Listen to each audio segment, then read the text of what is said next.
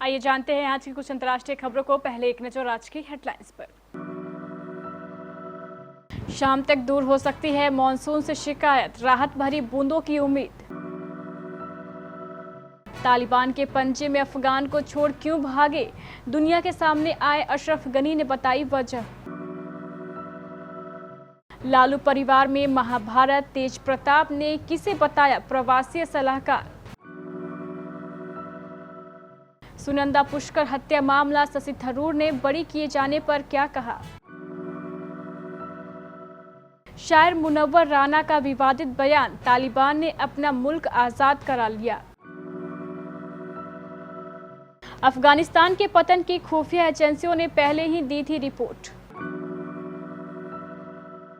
2 दिन की तेजी के बाद फिर घटे गोल्ड के दाम।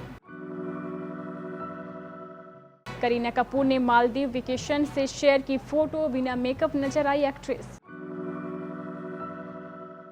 बेल बटम के रिलीज के पहले लारा दत्ता का पोस्ट। और इंग्लैंड ने तीसरे टेस्ट के लिए किया टीम का ऐलान। उमस भरी गर्मी से राहत की उम्मीद में बैठे दिल्ली एनसीआर वासियों को आज राहत मिल सकती है। मौसम विभाग ने अगले 24 घंटे में बादल छाए रहने के साथ हल्की बारिश की संभावना जताई है। इससे चिलचिलाती धूप से राहत मिलने की उम्मीद है। हालांकि हवा में नमी का स्तर अधिक होने की वजह से आर्द्रता से राहत मिलने की उम्मीद नहीं है।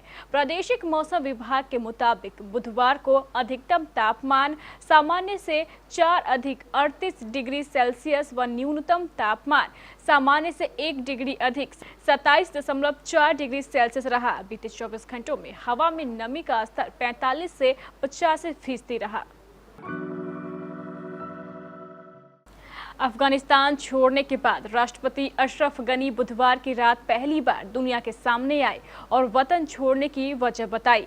उन पर लग रहे कई आरोपों के बीच अफगानिस्तान छोड़ने के चौथे दिन बुधवार को देर रात अशरफ गनी पहली बार सबके सामने आए और अपना वीडियो संदेश जारी कर कहा कि मैं देश छोड़कर नहीं आता तो कत्लेआम हो जाता, खून खराबा होता। मैं देश में ऐसा होते नहीं देख सकता था, इसलिए मुझे हटना पड़ा। उन्होंने पैसे लेकर भागने के आरोपों को भी खारिज किया है। बता दें, अफगानिस्तान में तालिबान का कब्जा हो गया है। पैसे लेकर भागने के आरोपों पर भी अशरफ गनी ने सफाई दी कि ये आरोप बेबुनियाद है। मैं देश के पैसे लेकर नहीं आया हूँ, मैं शांति से सत्ता सौंपना चाहता था। अफगानिस्तान छोड़कर मैंने अपने मुल्क के लोगों को खूनी जंग से बचाया है। उन्होंने कहा कि सुरक्षा कारणों की वजह से अफगानिस्तान से दूर हूं। सुरक्षा अधिकारियों की सलाह के बाद ही मैंने यह कदम उठाया। अमेरिकी राष्ट्रपति जो बाइडेन के बयानों पर गनी ने कहा है कि हम तालिबान से बातचीत कर रहे थे, लेकिन यह बेनतीजा रही।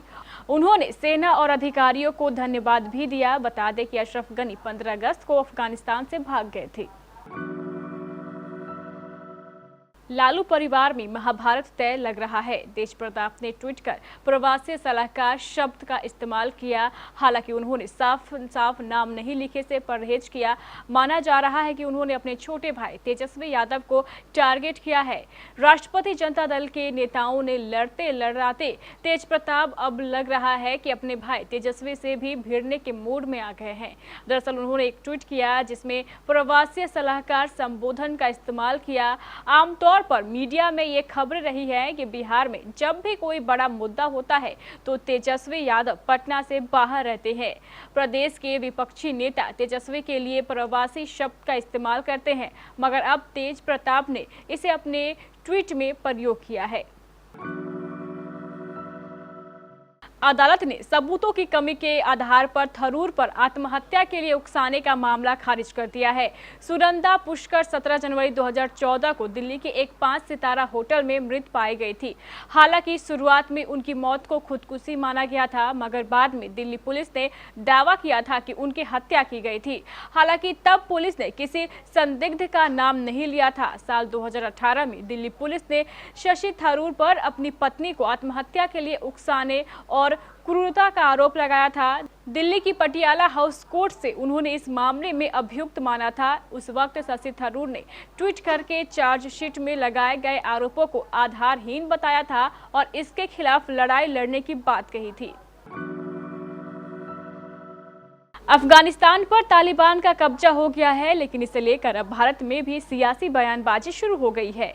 इसी बीच बुधवार को एक इंटरव्यू देने के दौरान मशहूर शायर मुनव्वर राना ने विवादित बयान दिया। मुनव्वर ने कहा कि तालिबान ने सही किया है, अपनी जमीन पर कब्जा तो किसी भी तरह से किया जा सकता है। तालिबान के आतंकी नेटवर्क पर मुनव्वर राना ने कहा कि आतंकी तो आप कह रहे हैं ना, आप खुल्लम खुल्ला यह कहते हैं कि हर मुसलमान आतंकी नहीं होता, लेकिन हर आतंकी मुसलमान होता है।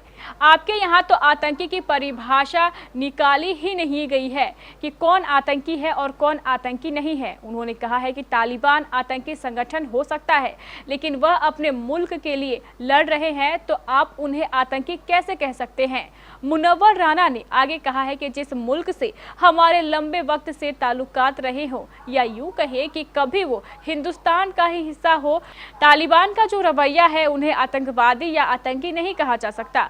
हाँ, उन्हें अग्रेसिव कहा जा सकता है। अमेरिका की खुफिया एजेंसियों ने जुलाई में ही इस रिपोर्ट दे दी थी कि झीलों पर तेजी से हो रहे कब्जे के कारण काबुल पर खतरा बढ़ रहा है। इन एजेंसियों ने तालिबान के काबुल पर नियंत्रण और अफगान सेना के हारने की भी चेतावनी दे दी थी। खुफिया एजेंसियों की लगातार मिल रही निराशाजनक रिपोर्ट के बाद भी अमेरिका के राष्ट्रपति जो बाइडेन और उनके सलाहकार सार्वजनिक रूप से यह बयान दे रहे थे कि तालिबान काबुल पर कब्जा नहीं कर सकता। जुलाई के महीने से ही खुफिया एजेंसियों की रिपोर्ट के संकेत ठीक नहीं आ रहे थे। तालिबान को लेकर रिपोर्ट चिंता में डालने वाली मिल रही थी। लगातार निराशाजनक जानकारी मिलने के बाद भी 8 जुलाई को अमेरिकी राष्ट्रपति जो बाइडेन ने कहा कि अफगान सरकार के गिराने की कोई संभावना नहीं है। ऐसी कोई आशंका नहीं है कि अमेरिका को वियतनाम जैसी स्थितियों का सामना करना पड़ेगा। भारतीय सराफा बाजार में सोने के भाव में 18 अगस्त 2021 को 2 दिन की तेजी के बाद फिर गिरावट देखने को मिली। फिर भी कीमती पीली धातु 46,000 रुपये प्रति 10 ग्राम के स्तर पर ही बंद हुई। वहीं चांदी की कीमत में भी कमी आई और 62,000 रुपये प्रति किलोग्राम के ऊपर ही बंद हुई। पिछले कारोबारी सत्र के दौरान दिल्ली सराफा बाजार में सोना 46,480 रुपये प्रति 10 ग्राम पर बंद हुआ था। बॉलीवुड एक्ट्रेस करीना कपूर खान फैंस को लगातार अपनी मालदीव वेकेशन की झलक दिखा रही है। सोशल मीडिया पर वह स्टोरीज लगा रही है जिसमें एक्ट्रेस क्वालिटी टाइम परिवार संग एंजॉय करती दिखाई दे रही है। हाल ही में करीना ने खुद की एक फोटो शेयर की जिसमें वह बिना मेकअप के नजर आ रही थी, साथ ही उनके बाल मुंह पर आ रहे थे। फोटो में आप देख सकते हैं कि करीना कपूर खान ने प्रिंटेड जैकेट पहनी हुई है, वह भी बिकिनी ब्लैक टॉप पर। बालों को खुला रखा है जो हवा के साथ उड़ रहे हैं। फोटो के कैप्शन में करीना ने लिखा, हवा के साथ बह जाओ। इसके साथ ही करीना ने स्विमिंग पूल और ढेर सारी इमोजी बनाई है। अक्षय कुमार, वानी कपूर और लारा दत्ता की फिल्म बेल बटम आज यानी 19 अगस्त को सिनेमाघरों में रिलीज होने जा रही है। इस फिल्म को लेकर दर्शकों में काफी उत्सुकता है। लारा दत्ता को इस फिल्म में पूर्व प्रधानमंत्री इंदिरा गांधी का किरदार निभाते हुए देखा जा सकेगा। एक्ट्रेस ने अब फिल्म के रिलीज के संबंध में एक ऐप पर पोस्ट लिखा है और दर्शकों से कोविड प्रोटोकॉल का पालन कर सिनेमाघरों में फिल्म देखने की अपील की है। भारत के खिलाफ तीसरे टेस्ट के लिए इंग्लैंड ने अपने 15 खिलाड़ियों की टीम का ऐलान कर दिया है। मेजबानों ने जैक कॉर्ली, टॉम सिविली और जैक लीच को बाहर का रास्ता दिखाया है। वहीं डेविड मलान और साकिब महमूद को टीम में जगह मिली है। मलान 3 साल बाद इंग्लैंड की टेस्ट टीम में वापसी कर रहे हैं। उन्होंने अपना आखिरी टेस्ट मैच 2018 में खेला था। वहीं साकिब महमूद को अगर तीसरे टेस्ट में मौका मिलता है तो वह टेस्ट क्रिकेट में डेब्यू करेंगे।